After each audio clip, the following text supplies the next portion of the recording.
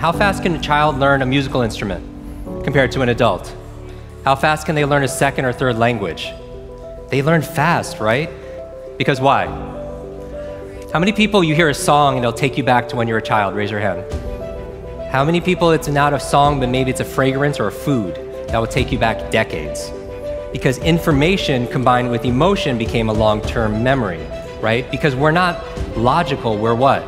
We don't do things logically all the time. We do things what? Emotionally, right? Because we're not logical, we're biological.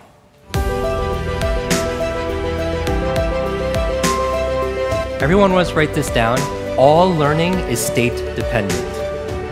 That the emotional state that you feel when you're learning something gets anchored to the learning. Does that make sense? By the way, what was the state that you felt back in school? Bored, and the other half of the class is like confused, right? Now, on a scale of 0 to 10, what's boredom? 0. Anything times 0 becomes what? 0, and that's why a lot of people don't remember what they learned. It's the emotional state. Does that make sense? We said that children are the fastest learners, right? That they have this curiosity and they play all the time. Now, it's been shown in science, the research, by playing more actually creates neurogenesis and neuroplasticity. What's neurogenesis? New growth, new brain cells. How many people like the idea of creating more new brain cells?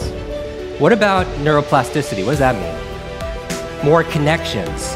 So intelligence, in a way, is not necessarily, like Einstein didn't have a bigger brain than anyone here, but in certain areas of his brain, he had highly connectedness. He did these thought experiments where he would put himself in these brainwave states, specifically theta state. That's the state that you're in when you shower. That's the theta state. That's a relaxed state of creativity. You're inspired. You come up with new ideas. New things come out of you, right? And so he had more connections in certain areas.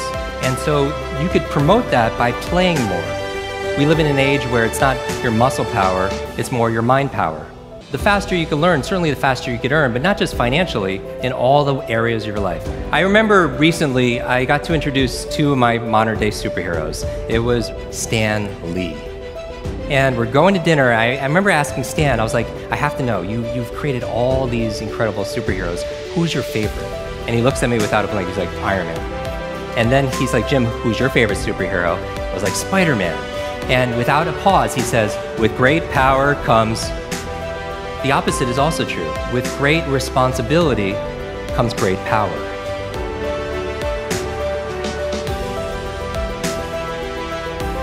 When you take responsibility for something, you have great power to what? To change things, to transform things, to make things better. Information combined with emotion becomes a long-term memory, right? The state that you learn something in, the mood and the feelings that you learn something in gets attached to what you want to learn. I'm going to give you 6 keys to learn anything faster. You can write these down. I want you to remember, be fast. Be fast. 6 keys to learn any subject or skill faster. So the B in be fast stands for believe. Because if you believe you can or believe you can't, either way, what? Either way, you're right. All behavior is belief-driven. How many people here talking about memory? Because memory, forgetting is a state.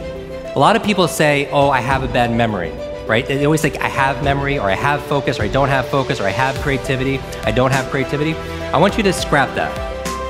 Creativity is not something you have, it's something you do. Focus is not something you have, focus is something you do. Memory is not something you have, it's something you do. There's no such thing as a good or bad memory. There's just a trained memory and an untrained memory. Your brain is like a supercomputer, and your self-talk is a program it will run.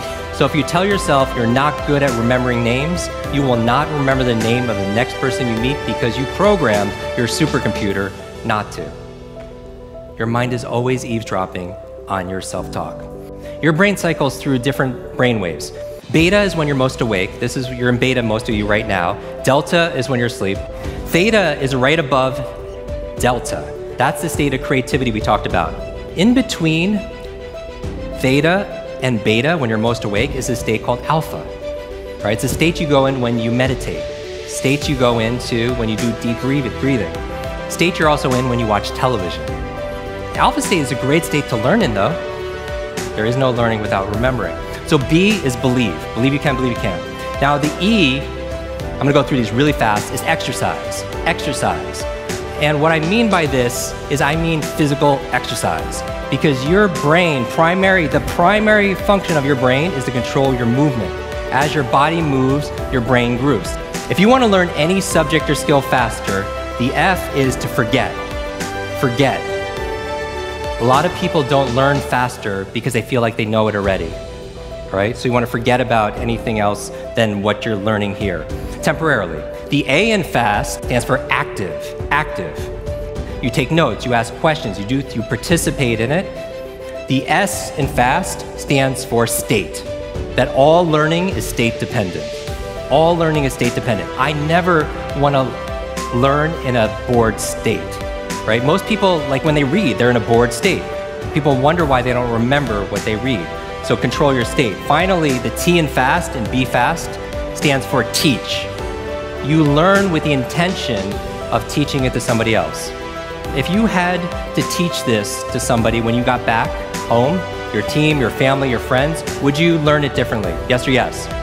Right? So you learn with the intention of teaching to somebody else. Because when you teach something, you get to learn it twice. Let me close with this.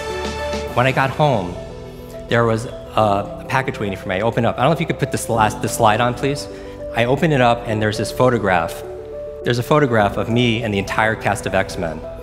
And even better than Halle Berry and Jennifer Lawrence and everything that's on there was the note from the chairman. It said this: Jim, thank you so much for sharing your superpowers with all of us. I know you've been looking for your superhero school since you were a kid. Here's your class photo.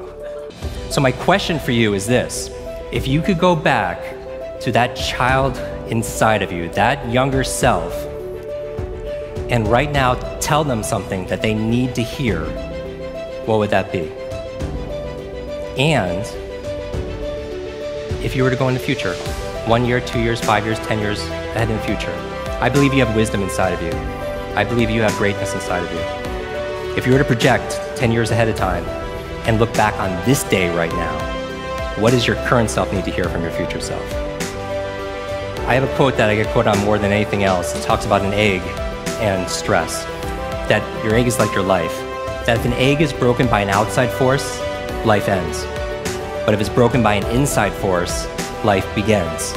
And all great things begin on the inside. Thank you very much.